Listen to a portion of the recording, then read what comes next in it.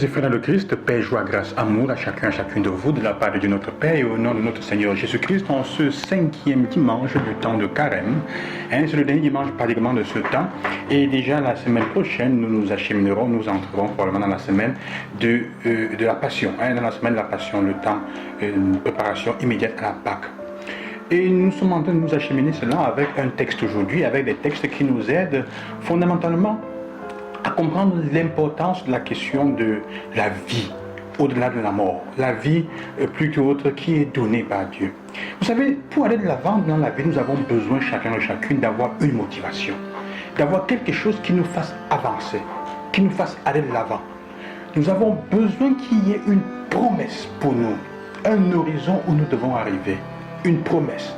En fait, c'est une question qui dit qu'il y ait un sens à notre agir. Quelque chose qui donne un sens à notre quotidien.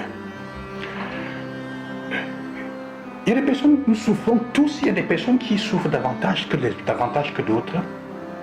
Mais il y a des personnes que vous voyez chaque matin, malgré la souffrance qu'elles ont se lever et avec le sourire aux lèvres et aller là-bas.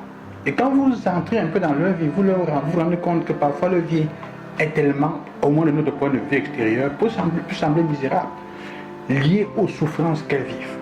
Comment ont-elles le courage? Qu'est-ce qui leur donne le courage de se lever chaque jour pour aller de l'avant malgré les turpitudes et malgré les souffrances, les difficultés de la vie? Toi, qu'est-ce qui te fait aller de l'avant? Qu'est-ce qui te fait te lever chaque matin? Certains vont dire mes enfants. Certains vont me dire mon mari, ma femme, mon travail. Ça signifie que si on t'enlève cela, tu t'enlèves la vie. Ta vie s'arrête. Mais qu'est-ce qui peut te faire aller au-devant, au-delà de ça, malgré ces souffrances, ces difficultés? Nous connaissons l'histoire de personnes qui ont tout perdu la famille, perdu les personnes, des êtres chers qu'ils aimaient ou elles aimaient, qui continuent à vivre, à aller de l'avant. La première lecture aujourd'hui nous donne un élément important qui est fait dans la promesse que Dieu fait à Israël. La promesse de fait, en fait, Dieu n'abandonne jamais son peuple. Le temps que nous vivons maintenant, doit nous faire entrer dans cette dimension comme chrétiens. Dieu n'abandonne jamais son peuple. On dit, mais comment ça? Dieu n'abandonne jamais ceux qui s'attachent à lui, qui le suivent. Dieu n'abandonne jamais ceux qui se remettent entre ses mains. Et le livre d'Ézéchiel, dans la première lecture, dit, je ne vous abandonnerai jamais. Et je vous donnerai mon esprit. Je mettrai en vous mon esprit. Cet esprit qui fera de vous des êtres immortels. La certitude que Dieu n'abandonne jamais l'être humain n'est pas une chose qui est née d'un coup. Ça veut dire qu'on ne peut pas expérimenter la présence de Dieu dans notre vie, qu'il ne nous abandonne jamais une seule fois. Israël, quand vous regardez son histoire, est arrivé à cette conclusion que Dieu n'abandonne jamais personne au rythme et au fur et à mesure des événements concrets de l'histoire du peuple d'Israël. L'expérience historique de l'Alliance, est ce qui a nourri la foi d'Israël. Il lui a permis de faire l'expérience d'un Dieu qui libère l'homme de la servitude, qui intervient chaque fois sans cesse pour nous libérer, pour libérer l'être humain. Et cette certitude, ou plutôt cette foi, en fait, nous pouvons dire, guide toutes les découvertes d'Israël. Et guide toutes les découvertes d'Israël. Ça veut dire que c'est dans ta vie, c'est dans ton quotidien, chaque fois tu ne fais pas l'expérience de comment Dieu t'a libéré dans différents moments de ta vie. Tu ne peux pas arriver à la compréhension du fait que Dieu n'abandonne jamais ceux qui croient en lui. Même si tu as la souffrance, n'importe comment. Je connais l'histoire de personnes qui te diront, toutes les fois que j'étais dans la difficulté, même quand je ne savais pas où m'en sortir, que Dieu a résolu mon problème. Ce n'est pas qu'il est tombé du ciel, il a mis sur la route de la personne quelqu'un.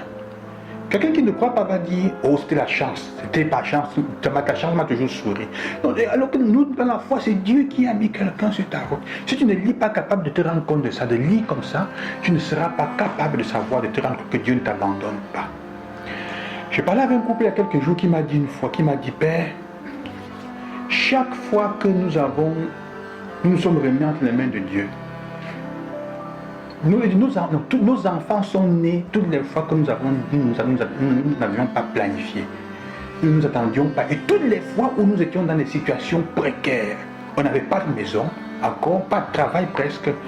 Maintenant que nous avons le travail, nous sommes tellement plus préoccupés. On a presque oublié que Dieu nous a toujours soutenus quand nous n'étions pas dans le temps. Il nous a donné des enfants, même quand nous n'avions pas de quoi les nourrir, mais ils n'ont jamais souffert la faim. Ça, c'est l'esprit de foi. C'est la capacité de voir dans son histoire que Dieu est toujours capable de ne jamais abandonner ceux qui croient en lui. Cela nous porte à l'évangile d'aujourd'hui, l'histoire de Lazare. Jésus fait comprendre donc l'histoire de Lazare est un peu étrange, parce qu'en fait, on parle de la résurrection de Lazare, mais c'est une forme de réanimation, un réveil. Lazare va mourir. Alors à quoi est-ce que ça a servi que Jésus fasse ce miracle, qui a d'ailleurs anticipé sa mort? Puisqu'après ça, on nous dit que, ayant vu Lazare ressusciter, les gens ont commencé à croire davantage, et les pharisiens décidèrent de le tuer tout de suite. Ça a anticipé sa mort.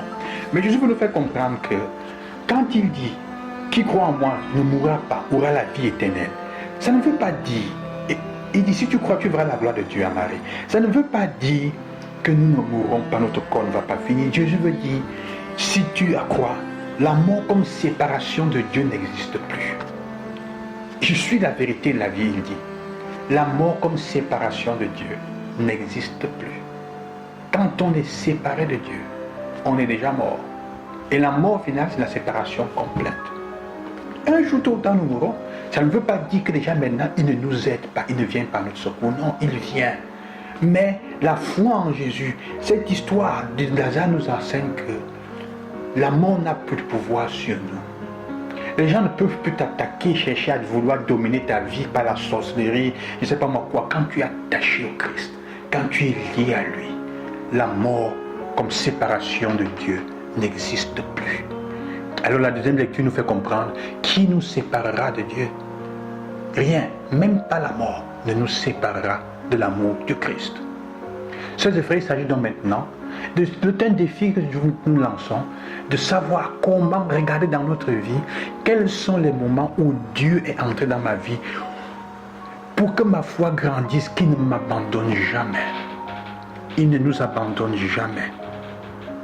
Et c'est la promesse qui est capable de nous faire avancer dans la vie, même quand il semble que nous avons tout perdu. De nous lever chaque matin avec le sourire aux lèvres, d'aller de l'avant. Et souvent, l'expérience de Dieu qui ne t'abandonne jamais passe toujours à travers les personnes qui sont autour de toi. En ces jours, en cette semaine, combien de fois tu fais l'expérience de Dieu qui ne t'a jamais abandonné? Regarde-la et tu verras vraiment.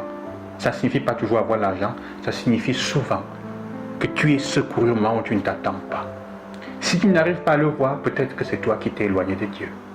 Et déjà tu es mort. Que le Seigneur vous bénisse et qu'il vous garde, comme Lazare.